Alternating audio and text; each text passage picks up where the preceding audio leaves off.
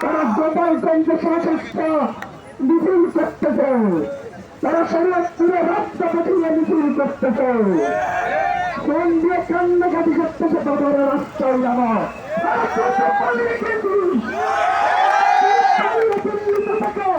আমার দেশকে অস্থিতিশীল করার অনুমতি করছিস পালিয়ে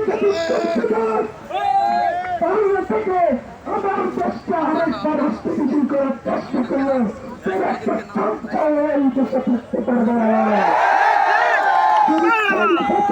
এই দেশে থাকতে চাই তাহলে এই দেশের মানুষের পক্ষে আসতে হবে, তার পক্ষে আসতে হবে, আমাদের স্বাধীনতা সার্বভৌমত্বের পক্ষে আসতে হবে।